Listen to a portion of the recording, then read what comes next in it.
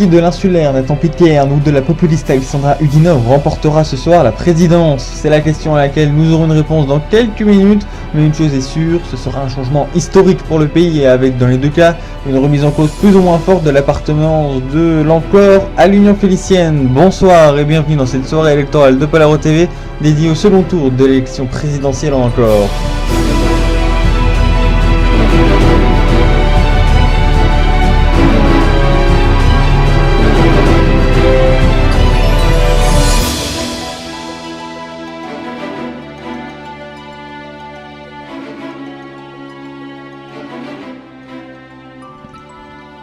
Et on commence cette soirée électorale directement dans le vif du sujet avec un rapide point sur la campagne de l'entre-deux-tours. 4 jours où Alexandra Udinov et Nathan Pitcairn ont tout fait pour tenter de convaincre les électeurs avec en point d'orgue le débat de mardi soir. William McEnroe, bonsoir, vous êtes avec nous comme au premier tour et vous êtes journaliste politique à ABC News. Quel bilan dressez-vous de cette interlude entre les deux tours ? Particulièrement courte, la campagne d'entre-deux tours vit les deux candidats s'affronter sur deux sujets principaux, l'appartenance à l'Union Félicienne et le projet de réforme territoriale de Nathan Pitcairn. Sur les deux sujets, c'est le candidat insulaire qui a su le mieux s'imposer. De nombreux médias et partis politiques ont critiqué son opinion sur l'Union Félicienne, qui semblait pour certains peu claire, mais ce n'est pas comme ça que ça a été perçu en Encore. De nombreux électeurs se sont retrouvés dans sa position sur l'Union, en prônant un référendum pour plus de respect démocratique tout en se présentant comme le candidat de l'ouverture sur le monde, dans le respect des intérêts de ses concitoyens.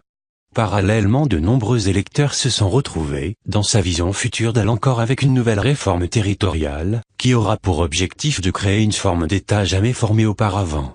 Je pense que finalement de nombreux signaux semblent nous indiquer qu'il pourrait s'imposer ce soir, mais on ne sait pas jusqu'où ira la vague populiste d'Alexandra Udinov, ni si une réelle dynamique saura se créer autour de Nathan Pitcairn présenté comme choix par défaut, par certaines figures internationales comme en Arada ou en Australie. Merci William, on se retrouvera dans quelques instants dès que nous aurons les résultats. Salomé, plus que quelques secondes avant que nous puissions révéler à nos téléspectateurs qui sera élu ce soir, mais avant tout, votre regard sur ce débat. Ce fut un débat essentiellement constitué de redites et relativement peu développé. C'est d'ailleurs ce qui a surpris avec ce duel de postures, avec pour reprendre la formulation de William Carr d'une Alexandra Udinov, obsédée par l'Union Félicienne, face à un Nathan Pitcairn sans vision. Plus que pour le programme, c'est finalement une bataille sur la direction que les Ancériens veulent donner à leur pays avec comme clé de voûte la question félicienne. Cependant, ce qui sera encore plus intéressant, ça sera de voir comment réagira l'autre partie du pays à l'élection du futur président, ceux qui n'ont pas voté pour lui car ils ont une vision aux antipodes de celle de leurs nouveaux dirigeants. Est-ce que l'élu mènera son programme comme il l'entend alors qu'une partie de la population s'est fermement opposée pendant la campagne ? D'autant plus que les élections législatives n'ont lieu que dans 6 mois, ce qui veut dire que le futur président ou présidente des États-Unis d'Encore devra faire avec une majorité qui n'est pas la sienne pendant une demi-année, de quoi encore lui compliquer la tâche. Bref, c'est cette période de transition et d'installation du nouveau pouvoir qui sera véritablement au centre de ce nouveau virage que voudra prendre les États-Unis d'Encore.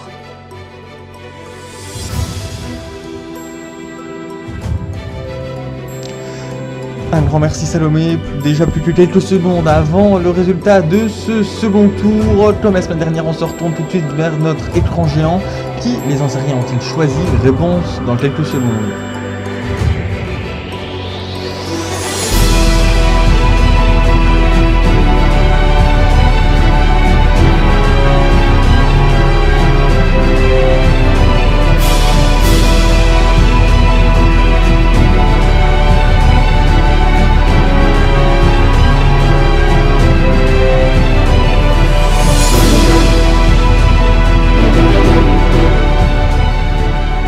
Et c'est le candidat de l'Insular Party, Nathan Pitcairn, qui est élu président des États-Unis d'Encore avec 63,18% des suffrages. La candidate anti-félicienne Alexandra Udinov arrive, elle, loin derrière, avec 36,82% des voix. William McEnroe, vous êtes encore avec nous, votre première analyse sur ces résultats? C'est absolument historique. Le candidat issu de la minorité aborigène a su imposer son charisme et son expérience, c'est la victoire des minorités, c'est la victoire de la démocratie. Contre vent et marée, il a su imposer sa vision à l'ensemble des électeurs et a donc élu avec une très large majorité. Il a semble-t-il unifié toutes les populations insulaires, mais également celles de métropole. Les grandes villes ont voté en masse pour lui, 68,12%, tandis que les campagnes ont également suivi, 56,10%. Sa victoire est écrasante dans les îles, 85,25%. Il a semble-t-il conquis une grande majorité des cœurs de la population. Merci beaucoup William pour votre décryptage ainsi que toutes les interventions que vous avez faites à notre antenne lors de nos soirées électorales. Un grand merci à vous. Et l'élection donc de Nathan Peerkane à la tête de l'État était juste impensable il y a quelques années. On en parle tout de suite avec Cassandra Prévost. Vous êtes notre envoyée spéciale à Waltonbury. Après le portrait d'Alexandra Unidov la semaine dernière, vous nous présentez aujourd'hui le parcours du vainqueur de cette présidentielle. Né dans l'île Chatham à l'extrême ouest du pays, Nathan Peerkane passe toute son enfance sur cette île ancienne bien loin des préoccupations politiques de Waltonbury. Il passe ses journées à pêcher, à surfer, à aller à l'école municipale où il se fait très vite repérer par ses professeurs.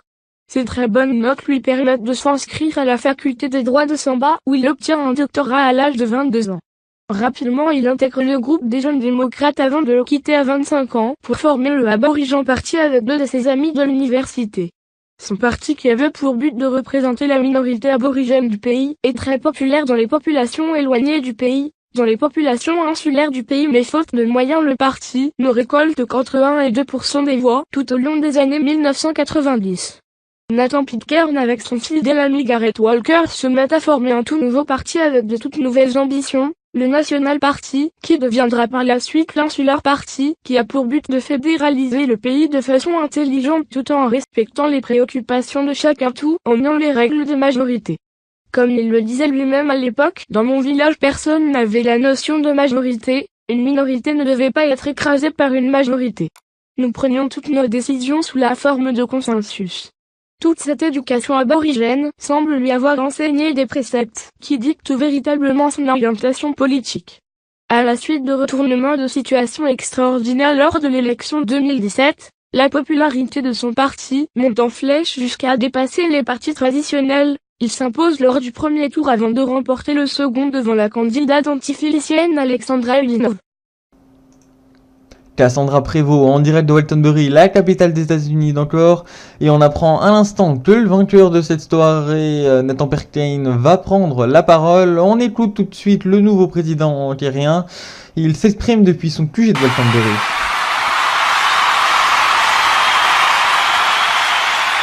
C'est un homme particulièrement heureux qui se dresse devant vous, heureux du choix courageux que vous, les citoyens, avez réalisé, heureux de voir le rêve de millions d'Ancériens se réalise, celui d'une encore plus en phase avec le monde et avec ses valeurs. C'est cet encore-là que je veux faire ressortir, cette facette de nous que nous avons à construire, et je m'y emploierai durant mon mandat, celui qui portera au plus haut les valeurs de notre nation. God bless Ankara. C'était la toute première allocution du nouveau président ankérien. On termine cette soirée avec vous, Salomé. Quels sont les prochains événements qui marqueront le calendrier de Nathan Peerkane, qui est donc ce soir élu président des États-Unis d'encore, avec, je vous le rappelle si vous venez de nous rejoindre, 63,18% des suffrages face à Alexandra Unidov, qui a elle obtenu 36,82% des voix.